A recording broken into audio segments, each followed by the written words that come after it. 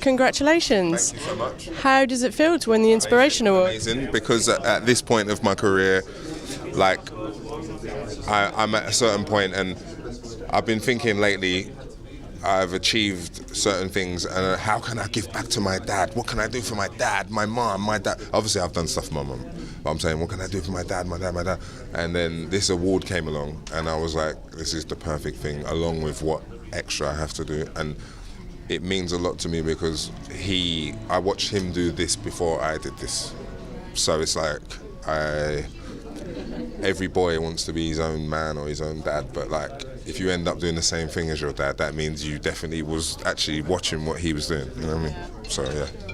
And you've been there from the very beginning. Did you ever foresee grime, reaching this level of recognition? No, it was more like reggae, soul, all the different musics that were going on. I was a strong Top of the Pops kid. I watched Top of the Pops, so all the musics that were going on. And I think grime happened because in London, a new wave comes, like hardcore, acid, jungle hardcore, and drum and bass, garage. And I just think I was part of when the garage wave, I was jungle, but then I was part of the garage wave, and then I met Dizzy Rascal, and what we did, grime emerged from.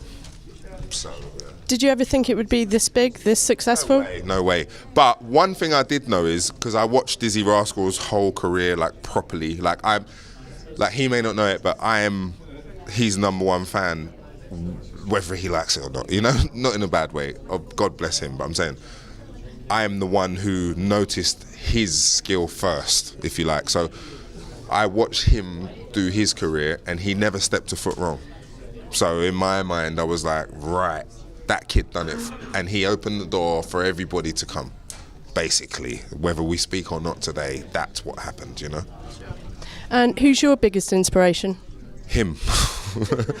I don't want to say that, but it has to. If he wasn't, it's like he's here, I'm here. Without him, I wouldn't be here. He may still be here, but he wouldn't be there. So it's like yin and yang. We are, and there's nothing I can do about it. And so he is my biggest inspiration for me becoming Wiley, basically, if I be honest. Yep. And what have you learned along the way? Along the way, I've learned, basically, you are who you are. You might, like people say, I'm going to change. You might not change, but what you can do is adjust. So you are who you are. You learn what you learn, and you don't want to burn your hand in the fire twice. So, it's, I think, like, basic common sense things in life will take you a long way. And that's what I would, like, preach to the next generation, basically, And what do you see as your biggest achievement? This, like, I'm not just saying it because I'm here. Like, I know people do that, but I'm not saying it just because I'm here, because I've never had an achievement where I could be recognised, I could share it with my dad because he's the guy who led me to do this, It's like I've had awards where I take it, I go away, everyone's like, Wiley, and then my dad's at home, but this one is like, your dad was there with you, and like PRS for music's like the most important. They're like the most important people in my career because they're my pension, they're like my bed to lay on. And just one final question, what's next for you? Next for me is a few singles, because I feel like it's a singles market at the moment, and to share single ideas with the next generation so they can get on and stuff. And basically, like, I want to try and get to the next phase of my career, which will be music business. So, like, I won't go to the studio, I'll go to the office.